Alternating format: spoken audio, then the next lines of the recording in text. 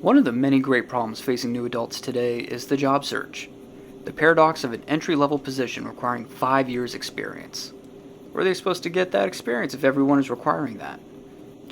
But that issue isn't just limited to office jobs, but creative jobs. Creative fields have the added benefit, though, that the quality of your work can be easily conveyed in a resume. But the very practical method of skill development and understanding what it takes to complete a project and work creatively with others is something you can only gain through doing. The line, "If you want to get better at comic art, make more comics," has been said before. That's nothing new. But it hasn't been said nearly as often as "just draw more," which was what I heard and latched onto. After decades of just drawing more, I realized I wasn't doing it right. You need a plan. It's not an option. I can draw figures and portraits amazingly, from 2 angles, and in limited poses, because I drew that over and over again. I should have included some sort of training schedule or plan. Like working out, drawing and painting is like a muscle. The more you work that muscle, the stronger that muscle gets. And if you don't use it, you'll lose it. Think of each muscle group in the human anatomy and replace them with different artistic skills and attributes, like anatomy, perspective, line control, value, shading, color, composition, detail, storytelling. And you can even insert different tools and assets like painting, charcoal, inking, and the different types of art like sequential and character design, concept art, etc. It could benefit you to hyperfixate on one particular skill, like concept art, and then one tool or process, like digital art. In order to be successful at that, though, you will need to understand a whole lot of foundational knowledge. But like working out, if you skip leg day, you can end up with an oddly disproportionate set of skills. You can be that weird guy at the gym with huge arms and stick legs. While the people who don't work out are only noticing your large, cut arms, they aren't noticing the toothpicks that you're standing on. And the bodybuilders are staring at you, noticing exactly what you were lacking. Even if you did work out your legs, a professional bodybuilder could examine your physique and tell you exactly what your strengths and weaknesses are, because they're pros. They've already gone through that journey. That's why you shouldn't trust critiques from non-artists. They have no idea what it is you're lacking, but they'll know it if they see it. They'll be able to say, "Hey, something about this doesn't look right." They'll be very vague, no idea, and super unhelpful. Anyway, my artistic physique is looking a little like that guy who skipped leg day. I have a strong and cut core, my arms are looking swole but not cut, my legs are sticks, and I can work on my posing.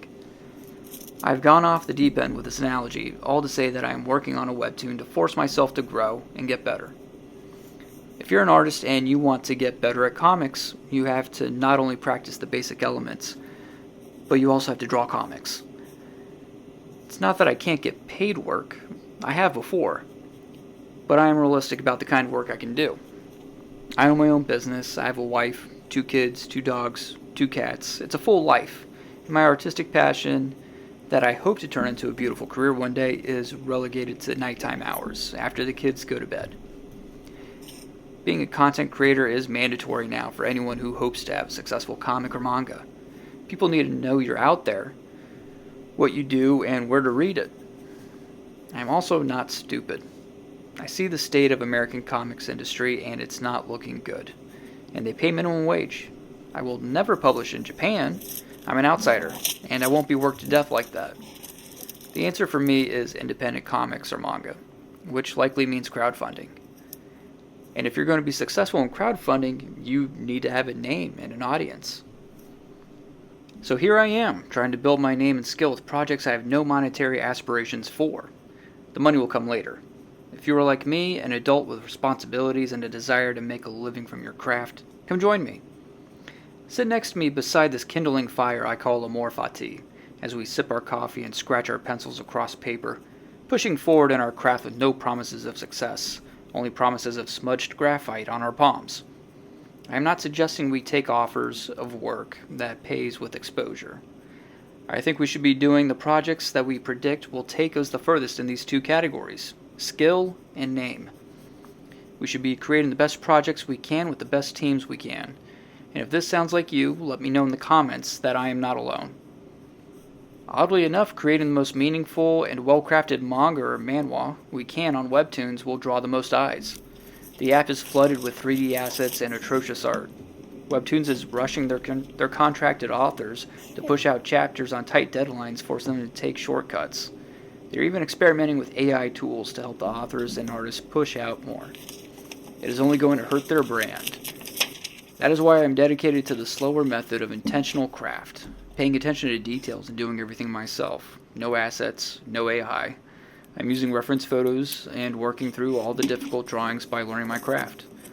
I would like to work with a colorist, however, because doing everything is a lot of work, and after looking at these panels for so long, I don't want to look at them anymore. So if you're on the same page as me and can digitally paint or tone manga, comment down below or email me directly. It should be in the description of this video. The story is about Robin Hood, who, while stealing from the king, was cursed by a powerful sorceress with immortality, doomed to see everyone he knew and loved die. After 800 years, he has finally figured out a way to break the curse and embrace death. But he must convince a college girl to help him die. The story is about the value of life and how death shouldn't be feared. And if you're still here, go and click that like button, subscribe, ring the bell for notifications.